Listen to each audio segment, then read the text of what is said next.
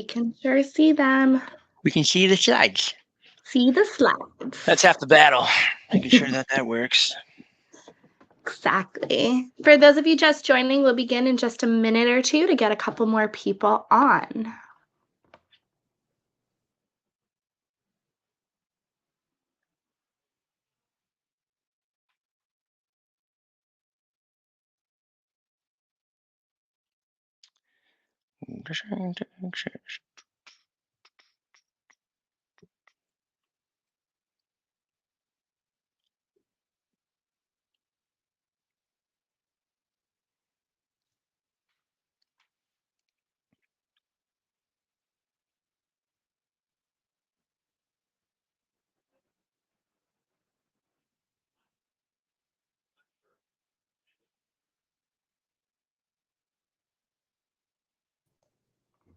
All right. Hi, everyone. Welcome to Critical Start's Navigating Through a Blizzard of Logs webinar. My name is Victoria, and I am the Channel and Field Marketing Manager for the East and Canada over here at Critical Start. Before we begin, I'd like to go over a couple of housekeeping items. So the session is being recorded, and you'll receive the recording within 24 hours post-event. We will be launching a poll at the end of the event, so please only click your answer once or else your answer will disappear. Feel free to use the chat function in the right function panel. The more interactive the presentation, the better. Everyone is automatically muted. If you would like to ask your question live, please raise your hand and we can bring you up on stage. Otherwise, place your question either in the chat or text Q&A. Your winter kit will be sent post-webinar and you should receive it early next week. And now I would like to get to the good stuff. So I'm going to pass it on over to Tim Bandos, our field CISO. Tim, all you. Well, thank you, Victoria. I appreciate it. Welcome, everyone. Thank you for attending today's webinar, Navigating Through a Blizzard of Logs, Advanced Threat Hunting and IR Techniques. We've already gone through the housekeeping, so we're going to go through that. Just a quick agenda. Talk a little bit about myself, speaker intro, then we're going to go into an introduction of threat hunting. What is threat hunting? Not everyone's going to be an advanced threat hunter on this call, so I want to make sure that I cater to the masses in terms of our audience here. I'm going to talk a little bit about hunting too via the MITRE ATT&CK framework, how we might do that as well from a behavioral perspective, and also looking for indicators across an environment, and then dive into some advanced use cases, things that I have done in my past, seeking out the unknown, looking for adversarial activity within networks, and take it from there. So if you have any questions at all, feel free to leverage that Q&A function. Be happy to answer them as we go along. So just a quick icebreaker poll question. You can enter this into the messaging window. What is your favorite winter activity or sport? And I know there's a lot of them. You could go snowboarding, you can go skiing, you could do curling. There's a bunch of stuff you can do. For me personally, I love skiing. Every single year I take the family, we go to a different mountain. This was the mountain that we went to last year. This was actually probably one of my favorite mountains too. It's called Beaver Creek out in Colorado. I even labeled on the map where to avoid. If you're going down the Bald Eagle Double Black Diamond, I fell right at that little straightaway, right? It kind of curves a bit, and there's actually a lot more obstacles than what they actually have displayed in the map, so be very careful with that one. I will say I'm more of a casual / leisure type skier. I don't necessarily like to go down all the diamonds. I like to just have a good time. Hence my favorite slopes to the right. That is on McCoy Park. If you take that McCoy Park Express lift, there's a bunch of greens. I don't want to hear it. Oh, Tim, why do you do greens? Listen, it's a good time. I like to enjoy my ski trip. I don't like to break anything. I'm in my 40s. Like, it's a lot harder to bounce back if something happens, because I did actually break my elbow one time skiing. It was snowboarding. I took a pretty nasty fall.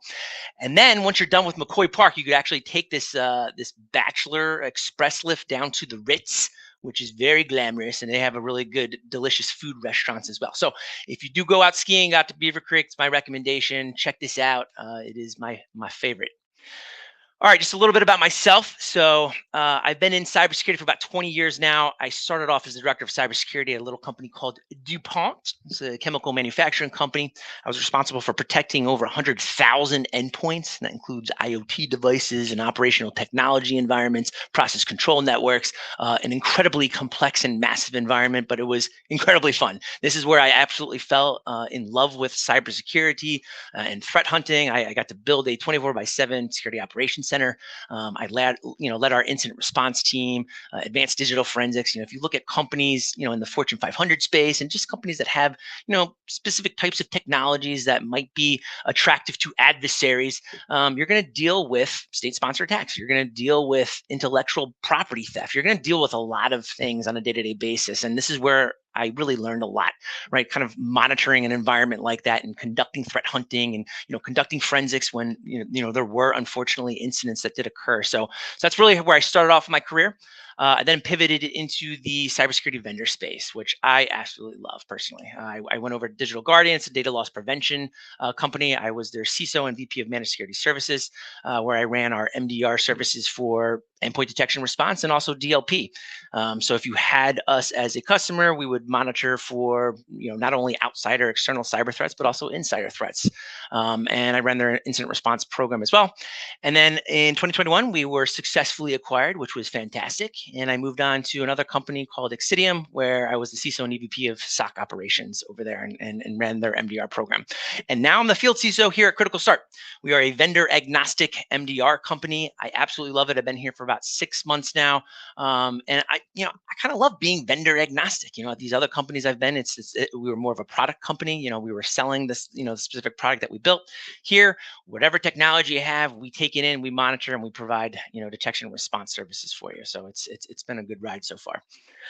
All right, let's kick this off. I'm sure you guys done listening about me. Let's talk a little bit about threat hunting, what it is, what it isn't. And look, this is my opinion. Some of this is my opinion. This is, what I've observed over time. But these are the 4 things that I see, right? It's primarily human driven. I know we got AI coming and that's going to take over components of it most likely. But threat hunters, their job is to meticulously comb through, security event data, log data, seeking out the unknown, seeking out hidden backdoors or adversaries, patterns of anomalous or suspicious activity. Threat hunting is not necessarily triaging security alerts and events, right? So if you have a high fidelity security alert that comes into your SOC team, that is not threat hunting. That is tier 1 analysis, right? As events come into the portal. This is once again looking for things that you don't know about. It's proactive searching. It's not sitting back waiting for an incident to occur. It's proactively seeking out, threats that you may have within the environment. And it does offer, I think, insights into continuous improvement and security posture, right? As you identify maybe gaps in your security as you're conducting threat hunting, right? You can also help improve threat intelligence. So there's a lot of benefits to doing threat hunting, and I always think it needs to be kind of a component of your overall strategy for doing detection and response within your environment, and it's very important. The other huge component of it is behavioral analysis. Looking for those unusual behavior patterns, network traffic irregularities, maybe deviations from baseline activities. As you baseline your environment over time, you can make things, higher fidelity and turn those into alerts. But maybe you want to, seek out lateral movement type activity, like show me all PsExec activity. We're going to talk about some of these examples a little bit later. But as you're pivoting around looking for that anomalous behavior that might exist within that, hypothesis that you've made, this is where you can find the unknown. And I can tell you right now, it requires skill, and it requires a little bit of luck as well. Sometimes it can be very difficult, and it can seem a little bit exhausting at times, right? As you're looking through millions of logs and alerts, and you're not maybe finding things. One thing I never did was give up. Like I always made sure that we had a program in place where we were doing this continuously, if not on a daily basis, a weekly basis. And sure enough, we would always find something. So when I talk about skills, that is the other component to this. What are some of the skills that I recommend for threat hunting? Security knowledge, obviously, but it's in like 4 specific domains. I do think it does require broad and deep knowledge in various security domains and tools and methodologies. Understanding security architecture and asset endpoint security. Understanding kind of the laws of an operating system and parent-child relationships. If you're looking at your EDR telemetry, was this particular program allowed to execute from SVC host? Understanding what that parent-child relationship looks like, or maybe even the types of commands commands that should be executed by particular programs. And anytime there's a deviation from that, those are things that you would want to investigate, right? Those are things that, are anomalous maybe in nature, but it's good to have obviously all that knowledge before you drill down into that. Otherwise, you're just essentially wasting your time. But this is a good, starting point too, to learn that, right? As you guys are ingesting logs and ingesting information about your environment, you can then learn a lot by doing that threat hunting activity. Some people might disagree with me, but I think incident response capabilities are incredibly important. Understanding forensics. Forensics is huge for me in my life. It's actually one of my favorite things to do within cybersecurity. But understanding what sort of artifacts are left behind too when an adversary's been on a device. If they're executing suspicious PowerShell commands, there's things that could be left behind, like the console host history file that leaves artifacts from PowerShell and the commands that were executed on a particular machine. There's a lot of things that can be leveraged during the hunting, if you understand, once again, forensics and what ultimately, like I said, gets left behind when things do execute. Understanding malware analysis and malware intentions. When a piece of malware executes, what are the things that it executes, or what does it attempt to do?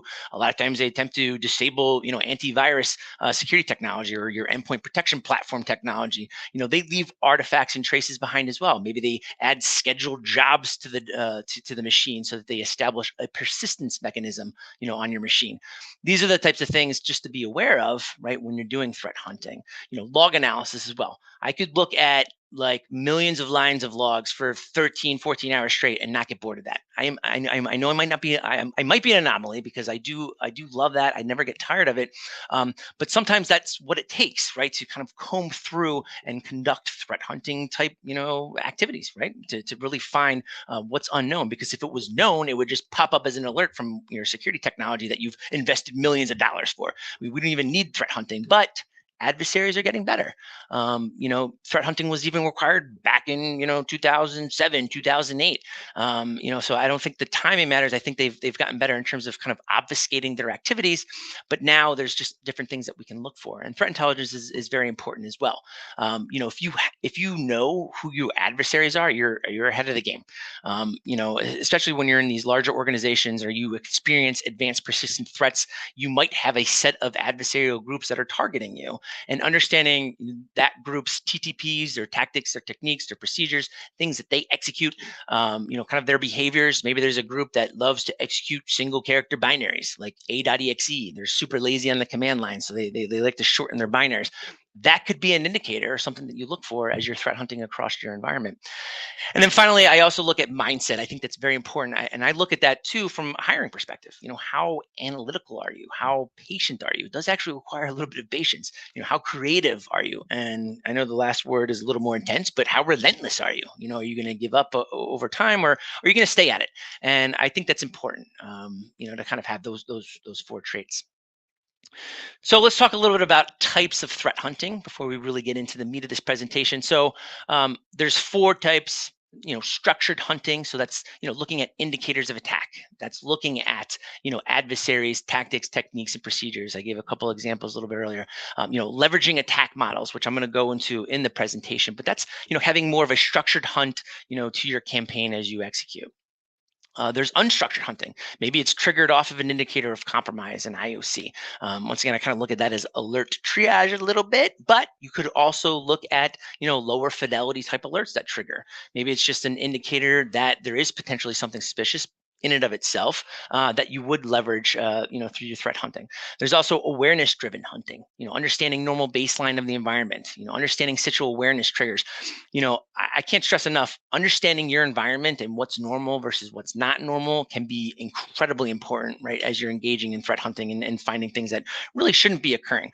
We've had cases, back at some of my other companies where, just as an example, we had a third-party help desk support entity that came in. They would VPN in over this firewall, and they would conduct their day-to-day IT support activities for the organization that I was working for. They would leverage PsExec to do that laterally, and as soon as I saw a change in where they were, actually, logging into, they were authenticating basically into a subnet that was something that I didn't typically see right within the logs. That's a deviation in the baseline. That's a deviation in the behaviors that I was normal, to seeing on a day-to-day basis for that particular entity. It wasn't a high fidelity alert. It was something that I picked up from conducting hunting, and sure enough, it turned out to be an adversary. They targeted the IT support help desk environment because clearly they had domain admin privileges or administrative capabilities within our environment. They leveraged those credentials and they leveraged the tools on those devices to move laterally and attempt to achieve various objectives, right? So once again, it's very important to understand, what does your normal environment look like, right? And then also there's entity-driven hunting as well. It's a little bit different, but it's triggering off of high-risk entities and focusing on specific things like user accounts or endpoints or specific IoT devices, rather than looking at your broad network or system-wide anomalies. And this helps prioritize investigations based on kind of the importance or sensitivity of the entity. Maybe you have high-risk assets, and your entity-driven threat hunting is focused around what's transpiring on those particular devices. So those are a couple of different types of threat hunting. And there's a million different attack models out there, right? Over the years, we've seen things like the cyber kill chain from Lockheed Martin. We've seen the Diamond model. We've seen, FireEye came out with something. These were all incredibly relevant models, I think, but something came out a little bit later that's a little bit better. I do have a funny quick story. I was actually at Black Hat. I think it was maybe around 2016, 2017. I was giving a presentation on, frameworks, essentially attack models, and what I leveraged for conducting threat huntings. And of course I chose MITRE, and one of the individuals in the audience raised their hand and said, well, how come you didn't use Lockheed Martin's cyber kill chain? I mean, I don't think it's as comprehensive obviously as MITRE is. And I kind of went into that explanation, and then the individual in the audience said, well, I'm the one at Lockheed who invented it. So I actually met the individual who created the cyber kill chain at Lockheed. I wasn't talking smack on it, but I just said MITRE had some additional features to their framework. So that was actually pretty funny. But as I mentioned, MITRE attack framework is fantastic, right? I know it might be hard to see everything or anything on this particular side because there's a million things in here, but MITRE came out with this framework back in 2013. It is a knowledge base of adversary tactics techniques, based on real world observations. What do we see out in the wild? How are adversaries, leveraging living off the land commands, or how are they, achieving their objectives? And it goes across 14 categories of those tactics, and those 14 categories have a multitude of sub techniques or technical objectives that adversaries look to take. And this is the starting point, at least from my perspective, if you're just getting into threat hunting, because you could literally choose any of these areas. And I'm going to go into a couple of different examples. So just, as an example, one of the MITRE attack techniques that I love is looking at command and scripting interpreters, right? And that sub technique under that is leveraging PowerShell. Adversaries love to use PowerShell. Why is that? Because it's built into the Windows operating system. They don't need another tool to push to that device. PowerShell can essentially do just about anything. So it's incredibly helpful for an adversary to achieve their objectives. They can move laterally, leveraging PowerShell. They can execute commands. They can collect data off of devices. There's really no end to what PowerShell can do. But with that comes things that you can pivot for, things that you can look for out in the environment. But this is how the MITRE attack framework breaks down each of these categories. This is under the execution category. The technique is command and scripter, and then underneath that is the PowerShell utility. And I'm going to show how we leverage those for actually conducting threat hunting. Before we get into that, though, just a quick prereq from my perspective. I also think endpoint visibility is incredibly important. I think some of the best information or data that you can leverage when you are conducting threat hunting are things that are being collected from your EDR telemetry. So process executions, network connections, registry activity, any sort of file activity, file movement activity, script executions, inter-process communication if your EDR has that functionality, device information. All of these elements can be leveraged for pivoting and searching, across your environment. In this particular case, I'm showing an image of Windows Defender, and it just shows a process tree of analysis. And this is obviously high fidelity type of alerts. This is not actually threat hunting, but it's showing, these are the things that executed. It actually dropped a coin miner on that particular device. But maybe there's things that you can look for on the command line that are executing, or maybe it's, suspicious domains or outbound connections to CNC servers. If, it wasn't detected by Windows Defender, because there's always that case too. I don't care what antivirus solution you're leveraging or endpoint protection platform you have. There's going to be gaps. There's going to be times when maybe a particular program has the ability to, circumvent the utility that it's leveraging. I know when I was working back at that last, that major Fortune 500 company, adversaries a lot of times knew what we had, or as soon as they got onto a device, they attempted to disable, that particular antivirus solution. And what does that cause? It causes blindness. You don't know what's occurring then in your environment. So even just the attempts or execution of killing that process, if it has the ability to capture that, maybe even through another tool that's running on that machine to identify when there are those types of commands running, that's a huge indicator that there's something malicious on that particular device. So really the goal is, I call this SIG goals. Here's some signatures, things that you can leverage for, not only high fidelity alerts that you would want to investigate, but things you could also pivot off of, things that you can also leverage to, just once again, do a threat hunt on. Now, there's a bunch on this particular slide here. Just to give you a couple examples, things that are suspicious in nature, like or WScript making outbound HTTP requests. That doesn't occur that much, maybe around 100 times. I think this is maybe over a week time period, but that's something you want to look at. Maybe outbound HTTP requests. It by itself, maybe not malicious, but if you start breaking down, what sort of commands we're executing, what outbound connections were being made to the, to those particular internet addresses, that would be something that you want to investigate. Or maybe there's an unsigned binary executing out of a temporary directory. You could probably create that into a high fidelity alert, but as you baseline your environment, these are things that you can leverage in terms of kind of threat hunting across your environment. Some of these ones that occur a little bit lower in the field, those could be higher fidelity, but as you move up this chain of different signatures, maybe not so much, right? Like executable files being written to disk. It by itself is not malicious, but maybe if you look at the names of the binaries that are being written to disk or the directories that they're being written to, you can start to pare down this data and really start focusing on things that are malicious or potentially malicious in nature. So what we're going to do today is start to drive into some examples, some hunting signatures. Some of these are going to be a little bit higher fidelity in nature. Some of these are going to be things that are lower, and they would be, in my opinion, would constitute something that would be good for a threat hunt. In this particular case, I consider this a high fidelity type rule or alert. But let's say you don't have this alert deployed. Maybe you want to do a proactive search out across your environment. These are the things that you would put or look for.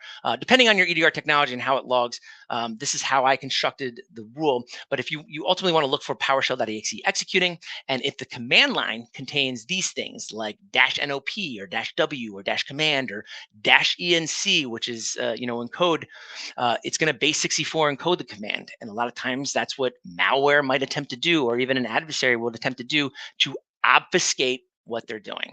So if you look to the right here, that is an image within our core platform. This is what we leverage for threat hunting and delivering our MDR service. This captured essentially an encoded command that executed. We consider this a medium severity type alert, not even a high. To be honest with you, it kind of depends on how we weight that. But this is something that we would immediately investigate. So we resolve all alerts regardless. But this is why you also have to conduct threat hunting, to look for these types of things as well if you're not triaging these on a day-to-day basis. So this is just example number one under the execution phase, and this is something that I would look for immediately. Another one is, and this is a little bit lower fidelity, but maybe for your environment it's not, but if you look from a discovery perspective, a lot of times when adversaries get onto an endpoint or even a piece of malware that executes, it's going to run commands like you see below. It's going to understand kind of contextually, who are they running as in context of the end user on the machine? What types of user accounts exist on that particular device? So they're going to execute commands like command key.exe/list. Now, that by itself, once again, isn't necessarily malicious, but why that executed, and if there's additional events around that time frame, that might be something to further investigate, right? Running net user or WMIC user account list to see all the the names of the users on that particular machine, that could be indicative of an attack on that particular machine.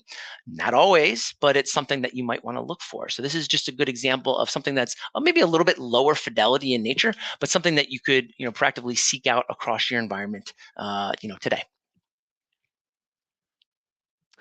Another good example, this is more of like a persistence mechanism, but account manipulation. If the process is net.exe or PowerShell.exe or dsadd.exe, and it runs, the commands that you see below, like a net user add, or maybe a net local group, right, where you're adding, a particular username to a group, that's something that you're going to want to do a deeper dive in, especially if that local group is the administrator's group. So if you see a suspicious account being created, like for persistence purposes, and that particular account's being added to the administrator's group, once again, you could turn this into a high fidelity rule. This really depends on where you are in, the maturity of, your detection and response capabilities. So this is something that I would absolutely proactively seek out, and then baseline that for your environment. How often do you have user accounts, being created in your environment? If it's relatively low, once again, you can kind of create this into, a higher fidelity type rule. Other thing is defense evasion. This is a little bit more of a technical, type pivot, but installing root certificates. So if certutil.exe executes and they run an add store, especially for root, you can see if certificates are being added to that root store. So you can see that within the command line here, off to the right. So certutil executed, and it added that particular root CA cert. So those are things that you want to investigate, like immediately. Like if you look at the actual interprocess command line, you can see this UBI underscore cert root.bat. This was the batch file script that executed from command.exe, and that's ultimately what executed the program below. So you got parent and then you have child. That's what you're going to want to further investigate, especially forensically. So you would dive down into this to see, okay, what executed this, who executed it, where did it come from? Did this particular account laterally move to this device? Was there a piece of malware that executed this? These are the types of questions that you need to answer as soon as you see, this type of behavior and activity. So those are just some examples of hunting with like MITRE ATT&CK related signatures, things that you might want to look for across the environment. And there's that, it feels like there's thousands, but across those 14 categories, you can literally drive into any of those and create threat hunting type searches or type signatures as well for your environment to monitor for. So incredibly helpful, incredibly useful. I highly recommend understanding that MITRE ATT&CK framework forward and backwards. Hunting web shells. This is always a fun one. Externally facing web servers a lot of times could get potentially popped. It depends on if there's any sort of vulnerabilities. So one thing that I love looking for is something like, oh, let's look for a web shell executing. So if the parent process is w3wp.exe, right, any of these web server type programs or processes like httpd.exe or apache.exe, and they're running like PowerShell commands or command.exe commands or cscript commands, that once again could be indicative of an attack. A web shell is a web script essentially that is placed on an openly accessible web server, and it can be pretty simple sometimes to get these web shells on the devices. And a lot of, I would say around 2012, 2013, in the early days, it was a lot harder to detect these because a lot of times these web shells would be maybe just a single line of code inside a file that would allow command and control capabilities on those web servers. Today it's a little bit harder, right? I think if you have just a traditional endpoint detection capability like a CrowdStrike or SentinelOne or Microsoft Defender, it's going to, or hopefully going to, pick up on this type of behavior, but I don't know, maybe not always. So what I would do is you would search across this. This is actually within Splunk. I searched across the environment. You're going to see still things that are legitimate. You're going to see, just because an IIS type service executes or a Tomcat type service runs a command, it doesn't mean it's malicious. So you can see up at the top here, like, command.exe runs a set command, or maybe it's, running some sort of service in the background to execute this mail to disk.exe. That doesn't mean it's malicious. What you do want to look for, though, are things that stand out. So in this particular case, I've highlighted in gray one that stands out. So this command /c change directory into inetpub www.root. It's actually executing and running commands like whoami and netstat -an. A lot of times these are, discovery type commands that adversaries will execute. But where we see this echo -s cd and echo -e, that is a common sign for a web shell called China Chopper.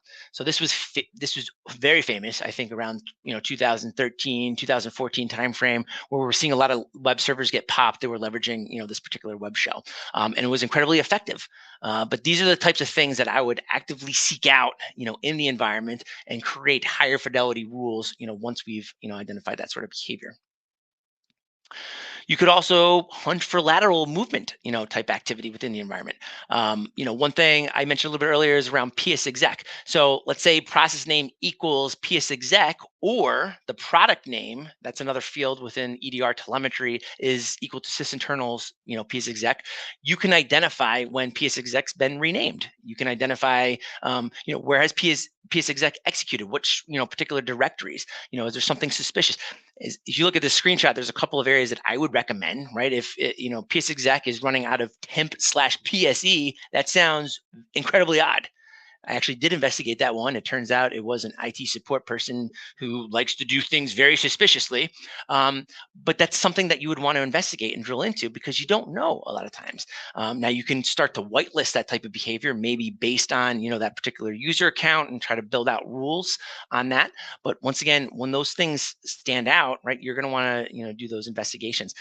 P.exe, that's a single character binary. Anytime I see a single character binary executing an environment, or even a double character binary, I immediately ask myself, that looks suspicious. So if P.exe is running out of a temp directory, I'm investigating it. If it's running out of a tools directory, I'm investigating it. Some of these other directories, they might also seem legitimate. It kind of depends, right? But those would be the three ones that I would immediately investigate from a threat hunting perspective and drilled into and see, what is this particular program attempting to do? So this is hunting and looking at, lateral movement type activity or behavior, within your environment. All right, hunting for indicators. So, for example, let's say Alien Vault comes out with, a bunch of indicators for Black Cat ransomware. They'll publish a posting of here's all the different indicators associated with that. Maybe there's a delete volume shadow copy service that executes where it's attempting to delete the shadows on a particular machine. That's actually very common within ransomware, where it attempts to delete backups so that you don't have something to restore from. Those ransomware operators are incredibly annoying, but they will do things like that. So if that executes on a machine, that is highly likely indicative of an attack. There's other things too to look for in this particular IOC set of lists, like disabling the recovery mode, or maximizing the value of network requests for the server service. All of these items have some sort of technical element that can be searched for or seeked out across your environment. So what I would do is create a rule based on the indicators that I'm seeing within that. I would say vssadmin.exe. Let's say that contains a command line like delete shadows. That would immediately identify that.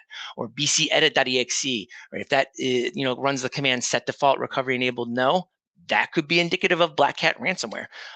If you're at this point in the threat hunting game, obviously, and you find a machine that has these commands already run, at that point, it might be too late. But it's good to identify those machines immediately, because then you can start isolating and minimizing kind of the blast radius if there is a ransomware attack. Ransomware operators, they're very sneaky. They'll identify, an entrance vector, an entry point, and maybe that's where they launch off all of their attacks. You need to find, where suspect 0 is. What is the first device or the device that they're actually launching this attack from? But as soon as you identify this type of behavior, that's when you need to move quickly. So this is just an example of kind of hunting with indicators that you would see from a threat intelligence posting. So very easy to do. This is how you construct the command. You could also hunt the registry. I love hunting in the registry. In this particular case, I accidentally just hit the slide. One sec, I'm going to go back. This is looking for privilege escalation. So, if you know the registry keys that you're looking for, in this particular case, this is the path that I'm going to set my search for. And if the registry value name equals to enable LUA and the registry value data equals 0, those are the three elements that I need in order to identify if there's any sort of bypass user account control type activity in my environment. Once again, if you don't have these rules kind of deployed already, you could leverage them to hunt across the environment, or you can hunt across the registries, across your enterprise, looking for these types of technical configurations. There's a lot of tools out there, readily available tools, free tools. I'm going to talk about that in a sec, that you can use also to do that. But really, a lot of times the starting point is, having that centralized location of logs that are coming in that you can then leverage to actually seek out, these types of behaviors. All right. So that's, I'm not saying entry level or beginner-ish, but, those are things that you could do, with your level 1, level 2, type analysts.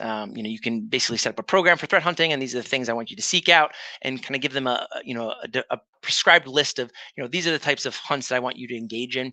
I also think it's important to, enable our security analysts and say, hey, why don't you think of some threat hunting, type things to come up with and seek it out. But those are, that's what I would recommend kind of in the beginning. These are the things that I would look for. When we talk about advanced threat hunting use cases, this is when you might have to interact with the devices themselves, across your fleet of machines. So something as super basic as doing auto runs hunting. Now, I love to do some auto runs hunting. Auto runs a lot of times is being leveraged for persistence purposes. It's that registry component that establishes persistence. So anytime you reboot your machine, it's going to execute that command or run that particular program that has an entry for it in the auto runs registry. So there is a utility. If you go to auto runs, it's a sysinternals tool. You can actually leverage it as command line. This tool can also be kind of deployed or leveraged, to actually acquire information. What I would do in an enterprise, maybe you have 5,000 machines, maybe you have 300 machines. Obviously, the smaller environment, a little easier it is. But you could deploy a tool like autoruns.exe, execute the command that I have there below, right? And it's going to acquire and output all the information around what's stored inside the registry and the auto runs location from that machine. And then what you do is have that sent back to a centralized server for analysis. So this is just an example of doing threat hunting kind of at scale, leveraging a third-party tool to collect data off of the machine and then hunting through that data. Now you might say, okay, Jim, that sounds kind of hard. I'm going to have a CSV file. I'm going to have 3,000 CSV files I need to hunt through. Well, it kind of depends. Like, how great are you on command line and running Linux commands and awk and sed and kind of dicing through that? That's a lot of times my approach, because I'm a super nerd. I love to be able to dice data from that perspective.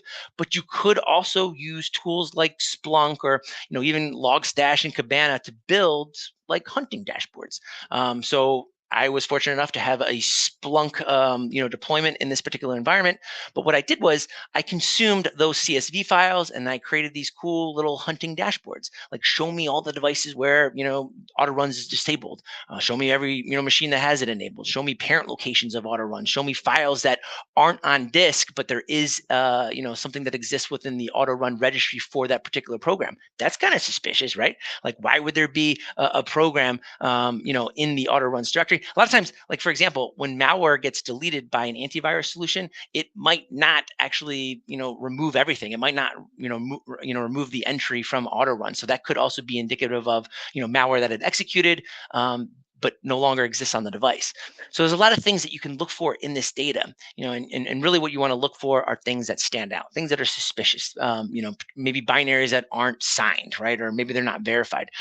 You can look for DLL files, or you can look for, tasks that are registered. So there's a lot of things that you can pivot off of, but that's what I would specifically look for, in the auto runs, hunting aspect.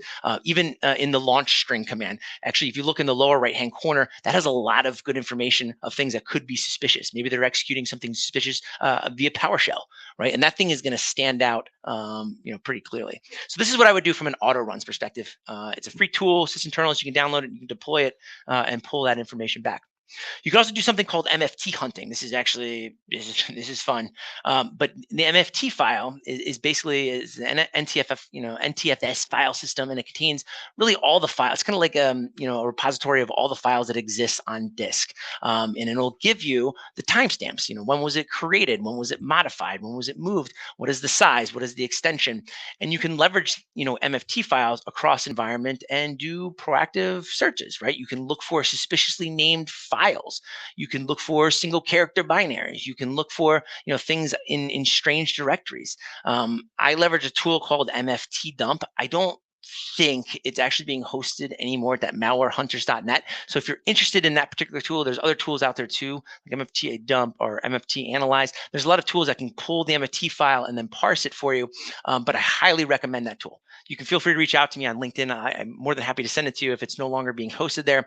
But I have leveraged this tool since the very beginning of my career when I got into forensics, because it is imperative to be able to reconstruct an attack. Like, if a particular machine got infected, you want to be able to see every single file that was dropped on a machine, and you could find additional indicators right within that MFT file.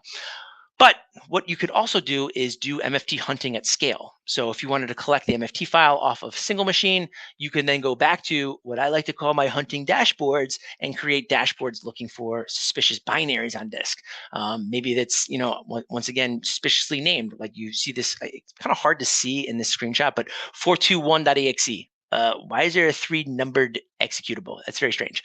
NCAT.exe, netcat.exe. A lot of times that's actually built into Nmap, so that stands out as an indicator. I think that was a legitimate one. But some of these other things stand out, right? 1.exe, 2.exe, 2009.exe. These are programs that you'd want to investigate to see, okay, are these legitimate? Are they suspicious? There's some Chinese character directories there. Listen, I'm not, that looks weird. So I'm going to look into that just to make sure that that is not, something that is, a piece of malware that's been left behind. So suspicious binaries, single character binaries, things that execute out of a temp directory. These are all different things that you can leverage and look for example, when you're doing MFT hunting. Task scheduler. You heard me talk a little bit about task scheduler earlier. So scheduled tasks provide adversaries the opportunity to conduct just an array of malicious activities, right? That range from executing, through persistence, and you can hunt these artifacts. The utility is already built into the Windows operating system, so you don't have to deploy this. It's essentially just executing a command across your devices to run scheduled tasks, right? To do a query and output that file to a particular directory that you can then, send or collect off, that machine back to the mothership, right? Your analysis station. So here's an example output of a bunch of, a couple of different machines. I got South Park, I got West Park and North Park. I do love the show South Park. But basically what you're looking for are suspicious entries within your task scheduler. You can even look at task names. If you get lucky enough, maybe they'll name it exfil or exfiltration, or this is a bad task that exists on the disk. Sometimes they don't get really too creative, or they don't try to blend in too much. Maybe they just do like a double character thing like TB, slash or run slash. And then you want to look at what is the task that executes on that particular device. And that'll give you insight into what's running here. So for example, you got an encoded PowerShell command in this particular entrance. You have suspicious file movement activity. So for example, you see this command.exe doing copying of documents to a temp directory. Now, of course, I created this for purposes of this particular slide, but these things do occur and these things stand out pretty easily, right? When you're looking across all your machines. Maybe something executing out of a temp directory like ax.exe. So this is a double character binary right out of temp. These are once again things that you can identify doing a hunt across your task scheduler. And then we have WMI persistence hunting. This was actually this was pretty popular, I think around 2015, maybe 16. But adversaries leveraging WMI to establish persistence or identify suspicious commands or odd entries within that. I put together a little bit of a PowerShell script. I think you can actually Google this now. I think this is out one of the threat hunting forums. But you can execute this command where you can collect information on WMI and get that output and look for suspicious entries within that. In this particular case, this is the output of a command that executed. Notepad.exe ran command cert util. It did a split and it actually downloaded this stg2.exe. So that's what's actually occurring on this set of commands. It's downloading from a Google Drive box, and then it's executing that stg2.exe. So that's suspicious. If you see things or entries like that across your devices from the WMI, persistence hunting, these are things that you would want to further investigate on those hosts. So just a couple examples, things that you guys can leverage to really just get started in the threat hunting game. These are things that I, would always do, and they brought me great success. So if you have an environment worth hunting, a lot of times all environments are pretty worth hunting. I'd recommend kind of doing that set. So to just kind of wrap this up, I think we're at the 42 mark. I try not to go an hour because that's an incredibly long webinar.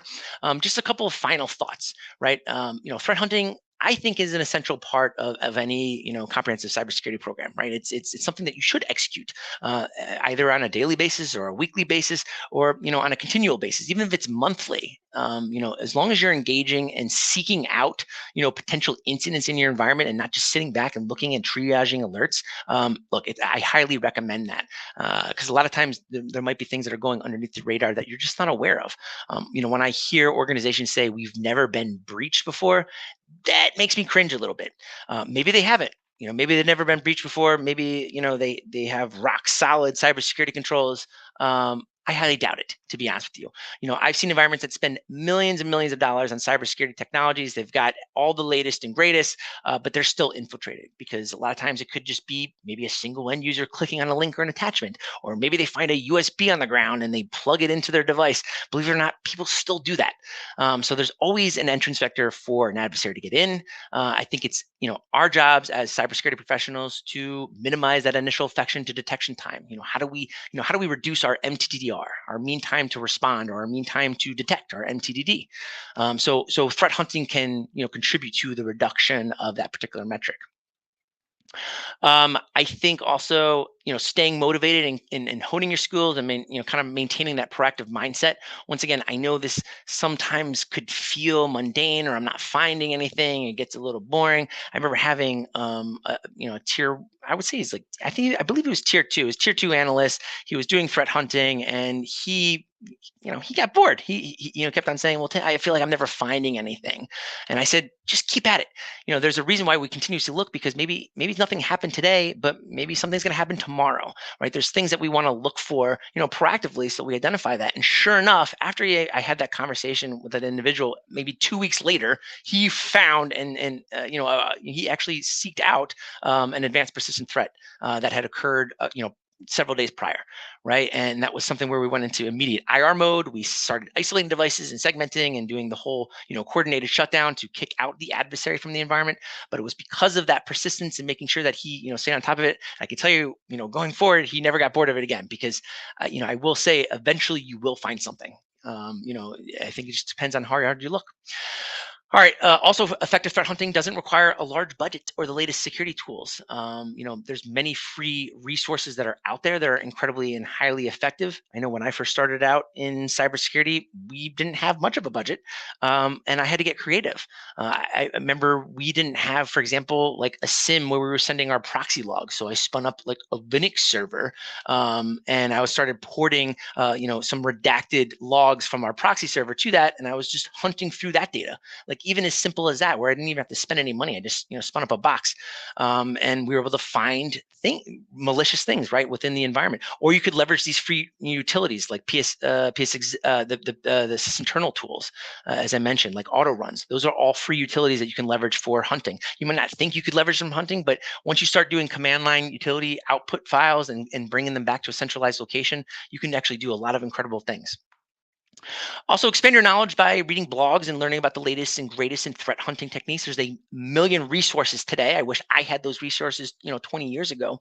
But there's so much out there now on the web. There's a lot of great individuals in this, in this particular space that contribute, to the space, that provide all this detail out there. So, continuously learn. I think as you're in cybersecurity, it is always a continuous learning process. Individuals that are attending this webinar, you're continuously learning, right? You're trying to broaden maybe skill sets or capabilities or things that you just didn't know about from before, and then taking those learnings and operationalizing them, right? Turning them into things that where you can identify items within your environment. And then finally, seek opportunities to grow your expertise, possibly like working in environments with greater exposure to diverse threats. I actually had to ChatGPT reword this, because initially I was like, go work for an environment that constantly gets hacked. But it's kind of true, right? If you're working in an incredibly small dental office as a cybersecurity agent and you're protecting that small office, maybe a lot of times they probably don't even hire cybersecurity personnel. They outsource a lot of that stuff, but you're not going to see much. If you have 20 endpoints that you're protecting, you might not see anything. So, kind of working in large organizations or working for, cybersecurity vendors where they look at thousands of organizations, that's really where you learn a lot. That's where you get exposed to adversary behaviors. That's where you get exposed to, once again, understanding how adversaries, execute on their objectives and the things that you would look for from a threat hunting perspective. So that's what I would recommend. Those are kind of my wrapping up final thoughts for threat hunting. But I'd love to hear from you. What sort of questions do you have on the call? This is the Q&A session. I'm going to open it up to the floor. Was this helpful? Did you guys or girls or however you identify, do you do this, in your day-to-day? Are there things in this particular deck that you already execute on a day-to-day basis? And if so, that's fantastic. Like, I would love to see that. Or the things that you would recommend, to the other audience member. Please feel free to chat in the windows. Victoria looks like she is back as well. Are you monitoring the chat line, Victoria? Of course, I also launched the poll, so you guys can find that Hear in the her. poll function on the side. We did have a question about the presentation, if it'll be sent out after. We are going to send out the recording, and maybe Tim and I can work on. The messages section. Sorry, give me 1 second. Oh, Here's the you're good. Q&A. Okay, my presentation includes a lot of valuable information. Listen, yeah, if you guys want to, make me feel good about myself, feel free to drop positive comments like Alex. That sounds great. I appreciate that. I'm glad that it is valuable information. But we're going to continue to monitor the chat line if there aren't any questions. I do want to say, thank you for joining today as well. It's important for me. Like, I love cybersecurity. I love sharing, things that I've learned over the last 20 years or so. But feel free to also connect with me. I don't know why that got cut off, but you can email me at timbanos@criticalstart.com, especially also if you're interested in, acquiring or looking at MDR services. Obviously, Critical Start, sponsors this particular webinar. We'd be happy to show you a demo of what we do and how we conduct threat hunting. Also, you can feel free to reach out to me on linkedin.com. It's just Tim/Bandos. Awesome. All right. If Great. there are no questions for today, I'm going to wrap this up. And, once again, feel free to reach out if you do have any questions going forward. Thanks again for joining, and I appreciate it. Have a great rest of your day. Thanks, everyone. We will see you soon, and I will send out the winter kits today. Have a good one.